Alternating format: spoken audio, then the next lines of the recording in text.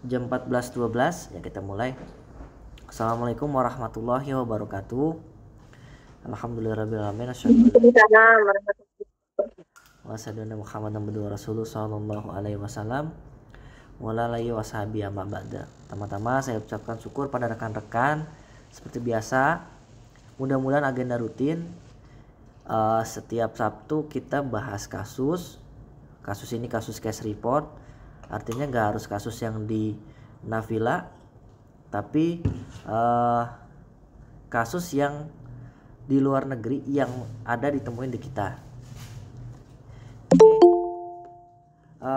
Kasus yang ini, yang case report kali ini adalah namanya PPCM ya, Prepartum Cardiomyopathy with Preeclampsia in a Patron, artinya saat kelahiran.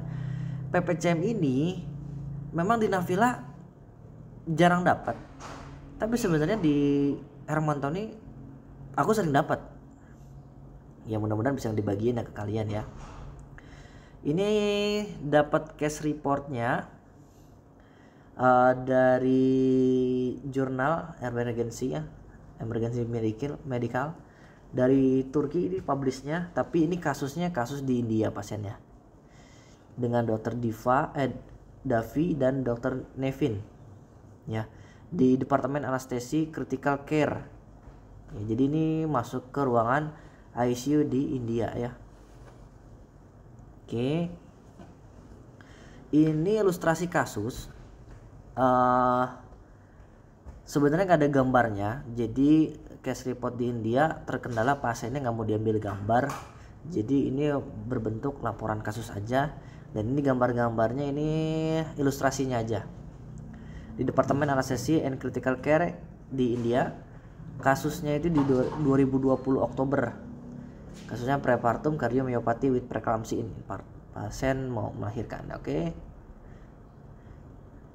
Nah ini jadi disebutkan bahwa PPCM ini ininya adalah kardiomyopati langka dan mengancam jiwa kalau kita nggak tahu cara nanganinnya. Dan etiologinya ini masih tidak diketahui yang mempengaruhi pada wanita tersebut tuh kenapa.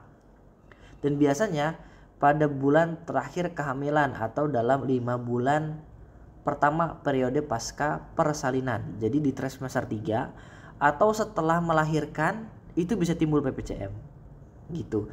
Jadi nggak harus dia di semester 3. Kadang kalau memang pasiennya dia nggak preeklamsi setelah lahiran, tapi dia timbul gejala sisa, gejala jantung. Nah itu dia bisa setelah lahiran. Jadi di trimester ketiga atau 5 bulan pertama pasca kelahiran ya. Dan ini insidennya cukup jarang sebenarnya ya. 1/100 wanita atau hingga 1/10.000 wanita kelahiran hidup, tergantung pada latar belakang ya, rasnya, regional wilayahnya, kebiasaannya dan sebagainya. Ini informasi pasiennya Primi Gravida, jadi hamil pertama 22 tahun. Pasien adalah seorang wanita hamil pertama ya, usia 22 tahun. Keluhan datang IGD-nya, keluhannya sesak napas selama 1 hari. Sesak napas saat berbaring yang semakin memburuk setelah 2 hari ini gitu.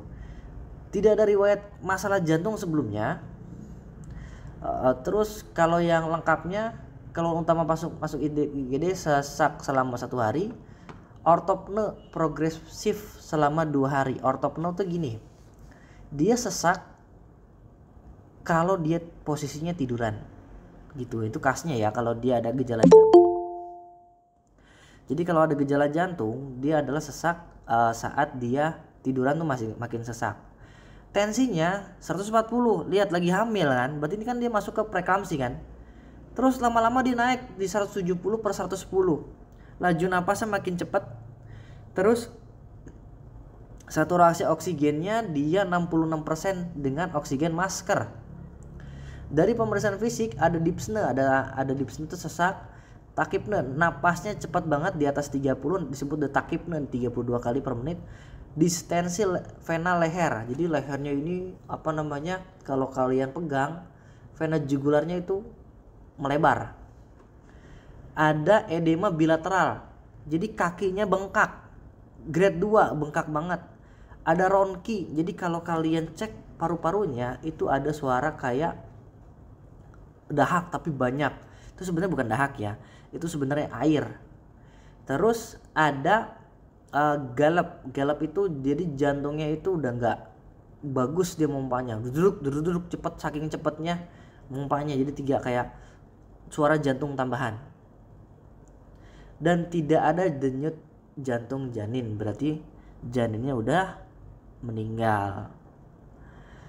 Dan dia ada proteinuria +3 pada stik urin ya. Hasil labnya emang di sini kita nggak ada analisis gas darahnya, tapi pH-nya itu cenderung ke asam ya. PaO2-nya 35, PCO2-nya 46, HCO3-nya 15, saturasi SaO2-nya 75%. Jadi diagnosis kerja pada saat masuk IGD saat itu adalah PPCM, prepartum kardiomyopati, dengan preeklamsi berat dan KJDK ya, kejang demam kompleks sederhana. Gak kematian janin dalam kandungan, KJDK ya, atau IUFD, intrauterine fetal death. Dan ini udah masuk red flag ya, onset akut gagal jantung, hipertensi berat, hipokasemia berat, dan proteinuria. Tidak ada denyut jantung dan janin. Ampun, sorry ya, banyak iklan ya. Nah ini temuan klinisnya tadi ya, 66%, udah pakai masker, ada ronki bilateral, tekanan darah tinggi. Nah ini vena jugular ini yang di sini ya, vena jugular itu di sini dia membesar gitu ya. Terus ada edema tungkai, ada grade 2, kembung banget. Itu yang harus kalian cek nanti pada saat masuk ke IGD gitu. Jangan nunggu dokternya ya, misalnya ada pasien begini, ada dokter umumnya lagi banyak poli gitu, ya itu mah udah kayak gini mah udah otomatis rujuk aja ya. Kalau bisa diantar ya gitu, karena dia bisa sesak berat. Kalau pasien kayak gini itu di ambulan itu jangan ditidurin, didudukin. Kalau tidurin dia makin sesak. Nah ini tindakan segera, pemberian oksigen, furosemid intravena. Ini fungsinya untuk apa? Fungsinya untuk mengurangi cairan yang ada di paru-parunya, suruh dia banyak pipis. Terus infusnya nitrat atau nitrogliserin. Ini fungsinya untuk melebarkan pembuluh darah agar dia tidak dari air yang dari paru itu turun ke darah. Monitoring ketat di ICU dan manajemen awal IGD itu pasti pemberian infus furosemid 20 mg IV. Ini untuk menurunkan gagal jantungnya.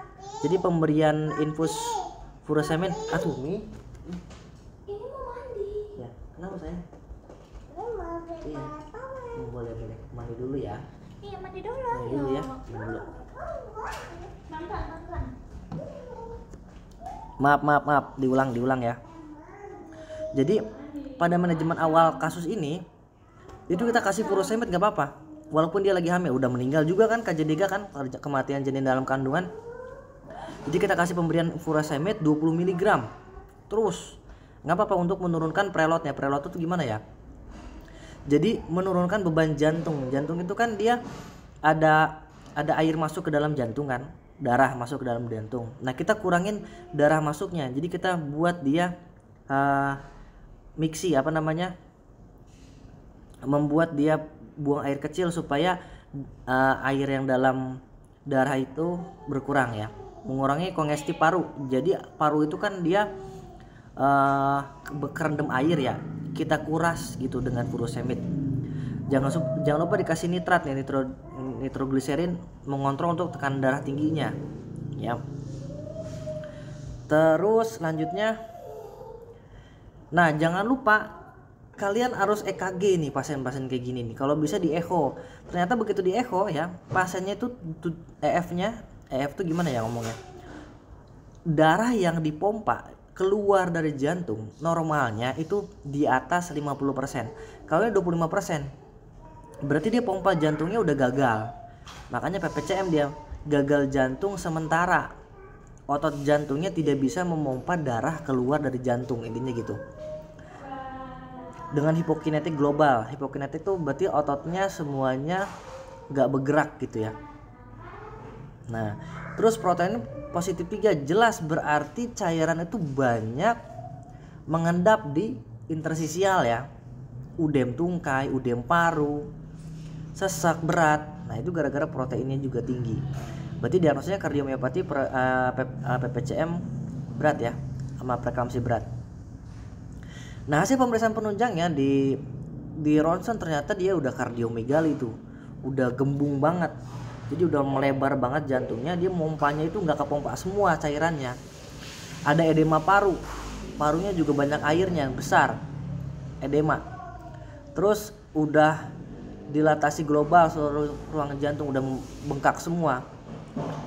Dan di USG paru ada gambaran rocket sign. Rocket itu gimana ya? Kayak Kirby line. Jadi kalau di USG bagian paru-parunya itu kayak ada sinar-sinar gitu, sinar-sinar. Artinya dia berarti di bagian paru-parunya itu udah banyak cairan ya. Menunjukkan adanya edema paru. Gitu. Nah, ini penanganan awal di IGD tadi udah jelas napasnya furosemid, intravena dan sebagainya. Terus jangan lupa dikasih bromkriptin tuh, antikoagulans. Dan antikoagulan tuh dia untuk supaya tidak membeku ya. Terus bromkriptin itu kayak dopamin, metil dopa, buat tensinya turun ya. Nah, tata laksana lanjutnya intubasi karena pasiennya sesak berat. Udah dikasih masker yang max itu di 10-15 liter cuma 66% itunya saturasinya. Jadi kurang banget, kita harus sebelum dia perburukan langsung intubasi aja. Diintubasi terus dimasukin ventilator. Ini PEP itu di PEP tinggi dan FiO2 tinggi pakai ventilator untuk mengejar saturasinya. Jangan sampai udah janinnya meninggal, ibunya juga ikut meninggal gitu ya. Nah, ternyata begitu tindak lanjutnya hasil persalinan dia spontan hari kedua, lahirannya dia nggak sampai sesar loh, spontan. Diekstubasi di hari ketiga, di follow up 1 minggu kemudian pompa jantungnya udah membaik dari 25% naik ke 30% dan 6 bulan kemudian sudah membaik di 45%. Jadi gagal jantung yang PPCM ini itu bisa balik. Tapi kalau kita penanganannya kurang adekuat, dia gagal jantung akan terus berlanjut sehingga nanti dia rusak otot jantungnya, udah nggak balik lagi gitu.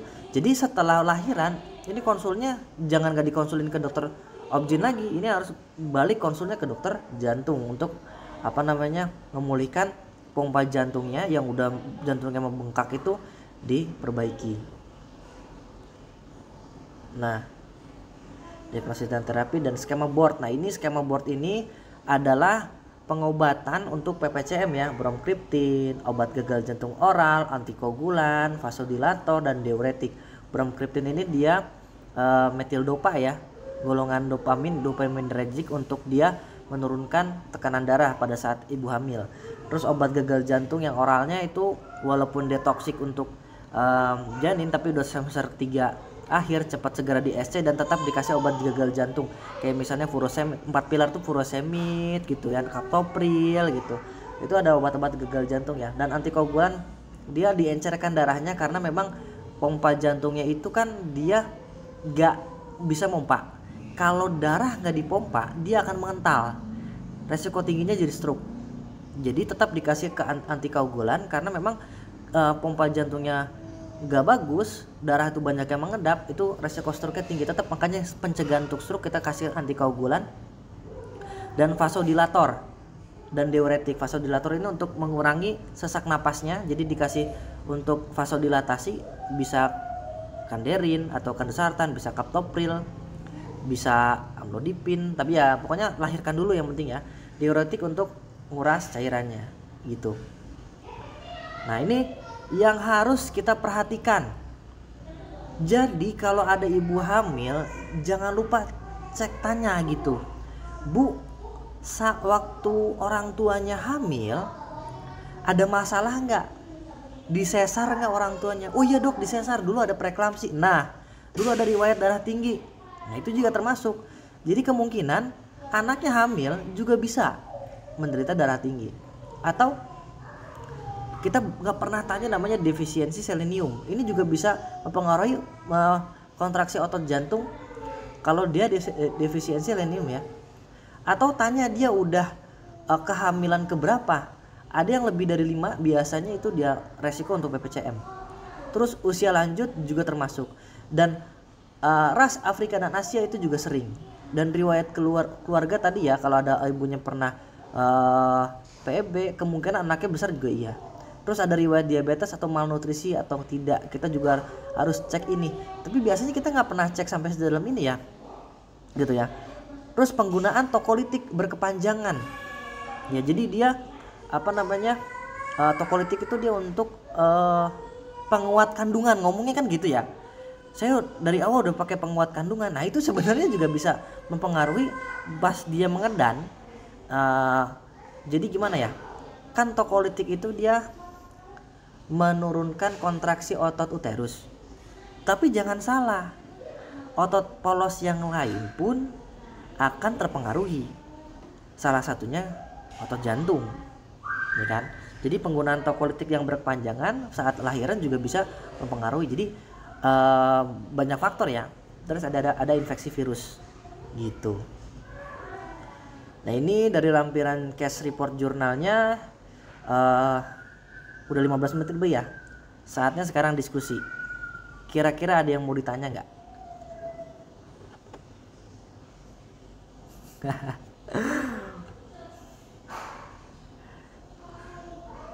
Kemarin sebenarnya kasusnya ada tuh yang di Navila, tapi langsung dirujuk ke rumah sakit ya. Ini aku juga curiganya PPCM. Terus kalau diinfus nggak boleh langsung banyak. Kalau banjir nanti jantungnya udah gagal mompa, makin udem paru dia gitu. Jadi boleh diinfus kasih furosemid, tapi nggak boleh di loading walaupun tensinya rendah gitu. Ada yang mau nanya nggak nih? Coba kita lihat nih, ada yang jawab. Gimana no?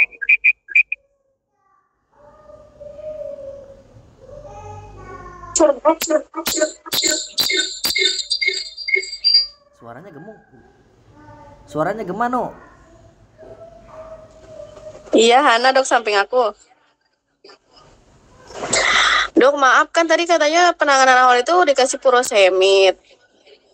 Tapi kalau misalnya posisi bayi udah IUFD. Nah, kalau masih ada, itu gimana dok? Ya nggak apa-apa. Kalau aku ya, masanya kayak gini. Nanti di rumah sakit pun dia tetap dikasih furosemid no. Sebenarnya ya. Karena gimana bayinya? Bayinya itu udah sito SC, udah disitoin. Kan karena PPCM ini banyaknya itu di semester 3. Ya kan? Maka lahiran pun itu nggak bisa di klinik. Kalau mau penanganan awal nggak apa-apa dikasih furosemid, kasih bilang ke ininya dia udah dikasih furosemid, tapi jelas dulu nih PPCM atau enggak.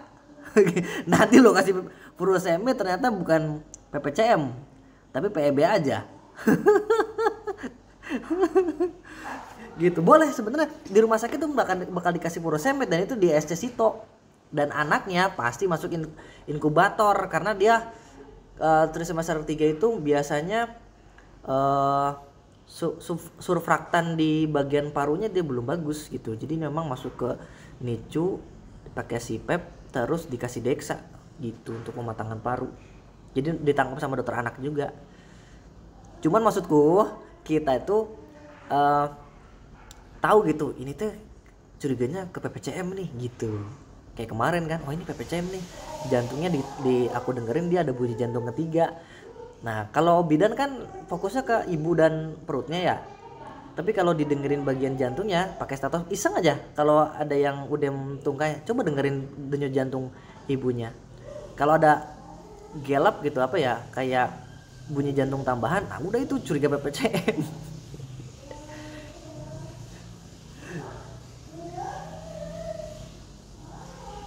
Gimana no? Ini aku sekalian lihat jawabannya deh. Dok, maaf. Spesifikasi yang paling spesifik itu kalau PPCM sama PEB tuh perbedaannya dari pernapasan aja, Dok. Apa ada yang lain? Oke. Eh Sebenarnya aku mau tanya dulu deh, teman-teman tahu PPCM itu apa nggak? Kalau nggak PEB itu apa sih? PEB.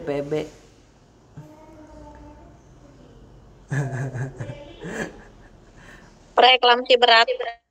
Iya, preeklamsi berat. Itu preeklamsi itu sebabnya karena apa?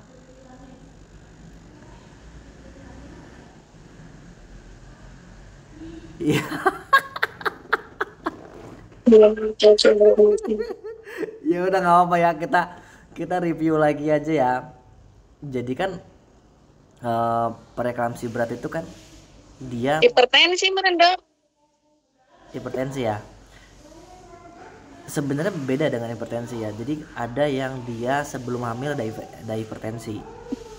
Jadi hamil dengan darah tinggi tapi sebelumnya punya darah tinggi, namanya gestasional hipertensi. Itu hipertensi yang aman ya. Tapi kalau preeklamsi, dia hipertensi tanda awalnya itu menganggap janin itu adalah benda asing. Itu intinya. Jadi benda asing yang dalam di janin ini dianggap benda asing, maka dia langsung tensi naik. Gitu. Proteinuria dan sebagainya. Gitu ya. Itu namanya preeklamsi ya. Tapi nanti dicari lagi ya benar atau enggak ya. Kalau aku pemikirannya gitu. PEB itu adalah dia benda asing. Nah, kalau PPCM itu adalah dia gagal jantung atau gagal pompa sesaat aliran jantungnya pada saat dia hamil gitu. Biasanya penyebabnya PEB itu dengan tensi naik, dengan proteinuria, bisa jadi PPCM, bisa ada gejala jantungnya gitu, atau dia memang jarang olahraga, atau dia udah pakai obat tokolitik penguat kandungan tapi berpengaruh dengan otot jantung gitu. Jadi PPCM itu adalah pompa jantungnya bermasalah. Dok, kenapa sih kok pompa jantung bermasalah pada PPCM ini, tapi kok tensi pada naik? Iya betul, bisa tensi naik, tapi jantung itu pompanya cuma 25%. Karena pembuluh darah itu dia bisa menciut vasokonstriksi kan. Nah, jadi kalau selang itu mengecil, aliran darah itu cepat ngebut, tetap ngebut. Jadi tensi naik gitu. Paham ya? Tapi masalahnya aliran darahnya dia ngebut dengan dia proteinuria, berarti si air itu dia nggak keluar gitu lewat pipis. Jadi dia banyak banget air tuh dalam pembuluh darah itu. Jadi begitu pembuluh darahnya mengecil, tensinya ngebut banget, pembuluh darahnya kencang banget. Jangan lupa arteri itu dia punya otot untuk mompa. Jadi nggak cuma jantung doang yang mompa, arteri juga punya buat mompa jantung gitu. Nah, jadi yang pertanyaan Nunu, ada nggak keluhan lain yang membedakan PPCM dengan preeklamsi? Itu adalah gejala jantung, khas banget, kayak gejala gagal jantung. Kayak misalnya dia tiduran sesak. Kok bisa sih kalau orang jantung tiduran sesak? Iya, darah yang di dalam paru-parunya nggak dipompa, jadi dia paru-parunya kerendam. Tapi kalau dia duduk, air yang di dalam paru-paru dia akan turun ke bawah, jadi dia nggak sesak ketika tiduran. Jalan gampang capek, itu juga gejala jantung gitu. Jadi tanya, Bu, kalau misalnya ini sering kalau jalan sering cepet capek nggak? Iya, baru jalan 3 langkah 2 langkah udah ngos-kosan. Berarti dia udah hati-hati nih, otot jantungnya bermasalah atau enggak. Tiduran sesak nggak? Susah tidur nggak? Iya, enak tidur tuh pakai 2 bantal atau setengah duduk. Nah udah, berarti itu udah mulai gejala ke jantung. Stetoskop tuh, denyut jantungnya bermasalah nggak? Yang kemarin sih Nunu itu denyut jantungnya udah ada galopnya, dedek gitu cepet. Waduh, ini nggak beres ini, curiga PPCM. Nah setelah itu, setelah lahiran, ibunya wajib dikontrol dengan dokter jantung gitu. Ini ada 5 menit lagi kita nih buat diskusi nih. Udah mulai setengah jam.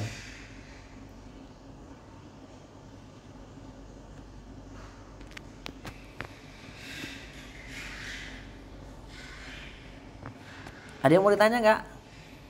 Bagus tuh Nunun nanyanya. Yang lain mengikuti aja. Kita lihat jawabannya ya. 1. Kapan waktu onset gejala yang khas untuk diagnosis PPCM? Jawabannya ada yang C. Nomor 1 C. Coba kita lihat ya. Bulan terakhir kehamilan 5. Oke, betul. Jawabannya C. Nomor 2. Manakah dari berikut yang bukan merupakan kriteria diagnosis PPCM? Nomor 2 ada yang jawab B, ada yang jawab C. Nomor 2. Ntar aku baca dulu ininya.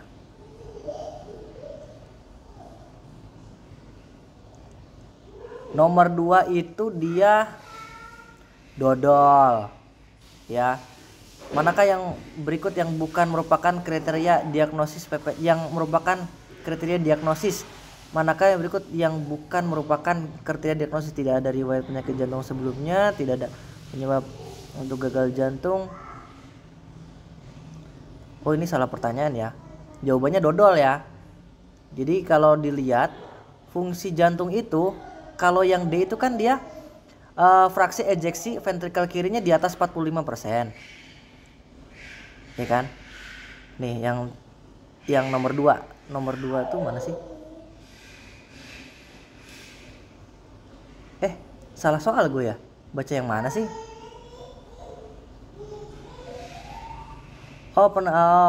EKG cuy, EKG. Ekokardiografi C. Ya, boleh lah. Salah baca gue. Soalnya mana sih? Temuan elektrokardiografi manakah mendukung diagnosis PPCM? Fraksi ejeksi yang kurang dari 45. Gitu. Ngerti nggak maksudnya fraksi ejeksi? Ya udah deh, nanti kalau bingung tanya aja lagi ya. Cukup ini No? Ada lagi nggak No? Ya mudah-mudahan ngerti sih. Anda mau nanya dok? Apa tuh nah?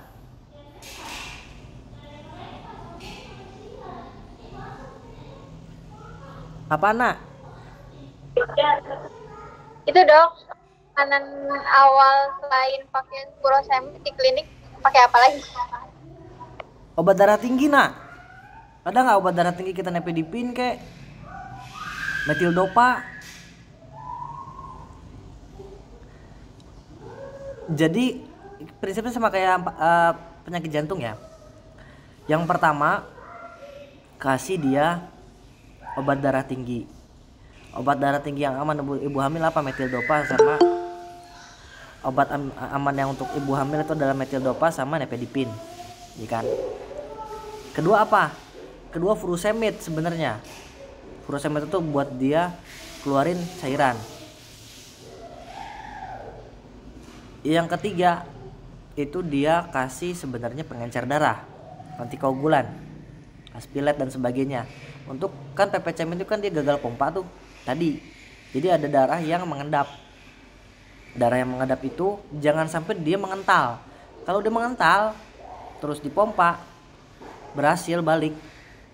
Gumpalan darahnya itu dia nempel di kepala, dari jantung ke kepala jadi stroke dia. Kasian banget kan, masih muda udah kena stroke karena kita cuma lupa ngasih pengencer darah gitu. Tapi yang paling benar udahlah kita kasih furosemid, kasih obat darah tinggi. Telepon Hermina.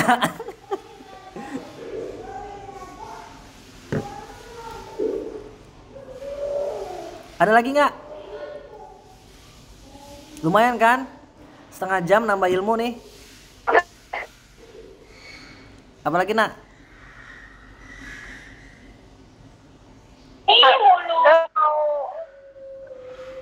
Apa tuh?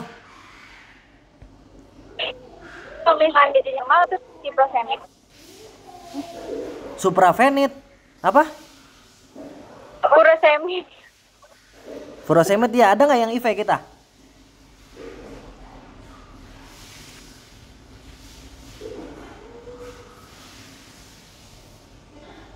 Ada dokter Sarah sama dokter Isda ya? Pernah ada dok, pernah buat pasien rawat inap. Ada kan furosemid? Pernah ada dong waktu itu buat pasien rawat inap ya. Iya, alhamdulillah kalau ada mah. Pasien-pasien buat jantung kan bisa pakai furosemid. Ya, ada dokter Sarah sama dokter Isda nih. Ada yang mau ditambahin nggak dok? Barangkali presentasiku masih ada yang kurang gitu dok.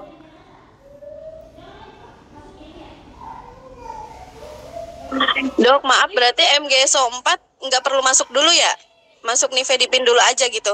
Soalnya kan itu pernapasannya lebih dari 24 kalau kasus yang kemarin. Nah kan.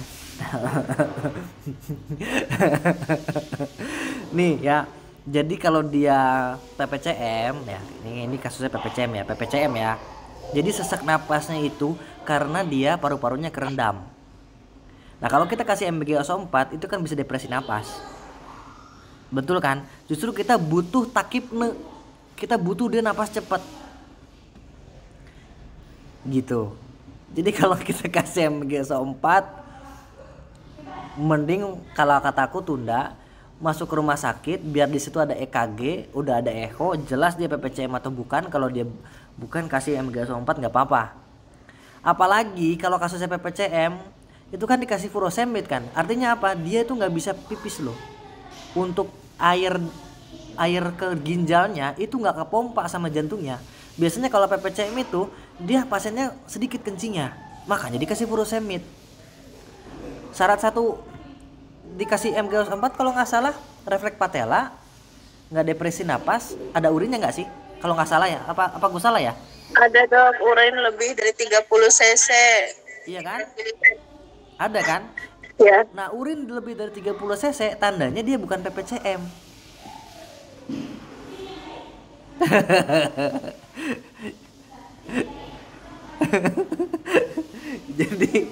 jadi ya belajar lagi sih, aku juga belajar lagi, nggak apa-apa mereview ulang gitu.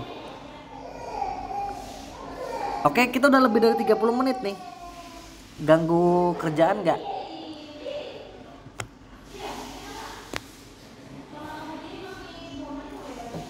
Oke, nggak ada. Dok, maaf itu jadi Apa tuh? Dok, itu jadi kesimpulannya MGSO 4-nya dikasihnya di rumah sakit aja atau gimana? Kalau saranku sih MGSO 4-nya masuk rumah sakit, di rumah sakit aja. Kalau itu PPCM ya. Kalau PPCM, tegakin dulu PPCM-nya. Bener PPCM atau enggak. Kalau enggak kalian konsul deh sama dokter jaganya. Dokter jaganya jangan dianggurin tuh. Karena ada dokter Isda tuh, kan pinter banget tuh dia tuh.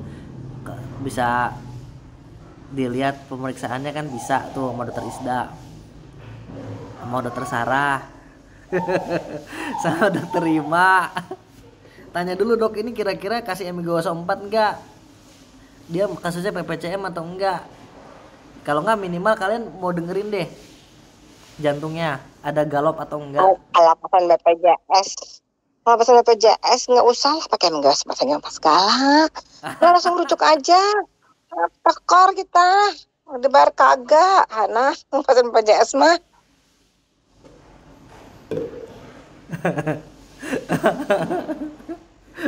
Tekor bandar. Ini mau bayar. Capek. Ya udah deh. Tapi nanti kalau masih bingung, nggak apa-apa, Japri nanya aja. Ini insya Allah aku upload di YouTube. Nanti kalian bisa review lagi. Harapannya di review lagi ya. Kalau enggak ya udah mau diapain. Sabtu depan dengan kasus yang lain ya. Dokter Sarah ada yang mau nambahin ya dok?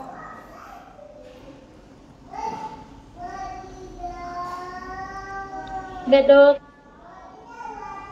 Kayaknya lagi banyak pasien ya. Iya udah deh. Ditutup aja ya. Tutup ya semua ya. Kurang lebihnya mohon maaf yang sebesar-besarnya. Semoga ilmunya jadi bermanfaat, jadi amal jariah. Kita ketemu lagi Sabtu depan. Akhir kuali hada. Wassalamualaikum warahmatullahi wabarakatuh. Waalaikumsalam warahmatullahi wabarakatuh.